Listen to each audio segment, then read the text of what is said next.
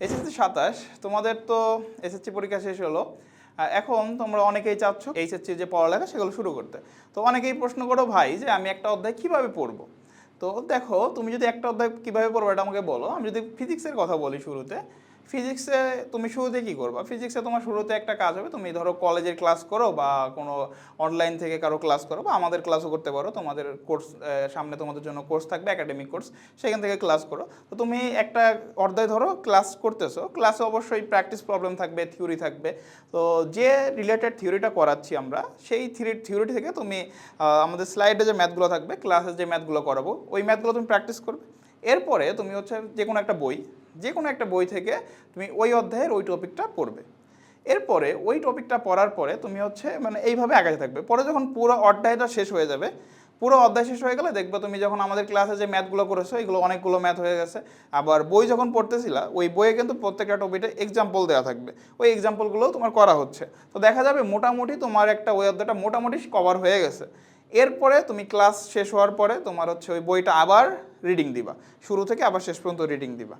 এরপরে তুমি হচ্ছে ওই বইয়ের যে অনুশীলনীতে যে ম্যাথগুলো আছে সেগুলো খুব ভালোভাবে করে ফেলবা। দেখো তুমি ফিজিক্সের কথাই যদি বলি, তুমি যদি অনুশীলনী ম্যাথগুলো একবার ভালোভাবে করে ফেলতে পারো, দেখবা তোমার মোটামুটি বোর্ড বলো, এডমিশন বলো, সব টাইপের ম্যাথই একবার কভার হয়ে গেছে। এমসিকিউ ম্যাথ যেগুলো যদি করো, তো এই পর্যন্ত তুমি যদি করতে পারো, তোমার মোটামুটি একটা অধ্যায় ভালোভাবে শেষ হয়ে গেছে।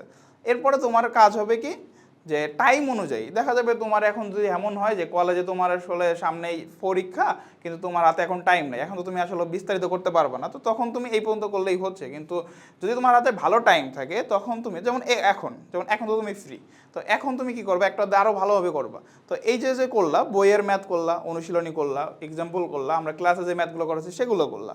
এরপরে আমরা যদি তোমরা যে প্র্যাকটিস শিটগুলো দিব সেখান থেকে ম্যাথ করবে অবশ্যই, কারণ আমরা প্র্যাকটিস শিটগুলো কিন্তু তোমাদের এডমিশনে প্রশ্ন বলো সবখান থেকেই মিক্স করে বানানো হয়। তো তোমরা যদি ওইগুলো করো তাহলে কিন্তু তোমার অনেক কভার হয়ে যাবে আর কি, মানে মোটামুটি এই অধ্যায়টা পুরোপুরি শেষ হয়ে যাবে।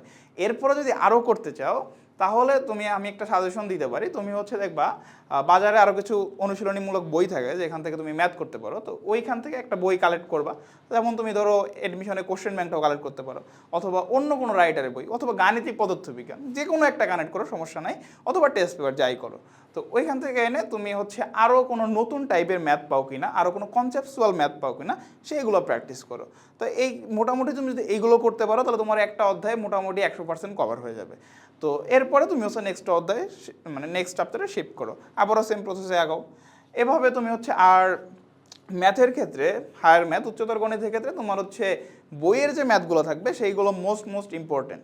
তুমি বইয়ের ম্যাথগুলো খুব ভালোভাবে করবা, ঠিক আছে। আর হায়ার ম্যাথ, কেমিস্ট্রি আমাদের যে ভাইয়ারা আছে, তারেক ভাই আছে ম্যাথে, এরপরে কেমিস্ট্রিতে আমাদের জিদান ভাই আছে, রুদ্রদা আছে, তো তারাও বলবে, সমস্যা নাই। বায়োলজি নিয়েও বলবে আমাদের জয় ভাই। তো আমি ফিজিক্সের কথাই বললাম যে এইভাবে একটা অধ্যায় শেষ করো, তো দেখবা তোমাদের মোটামুটি কলেজ লাইফটা আর কি স্মুথলি যাচ্ছে, খুব ভালোভাবে হবে আশা করি। তো এইভাবে পড়ালেখা করো, বেস্ট অফ লাক। আর কিছুদিন চিল করো, সমস্যা নাই।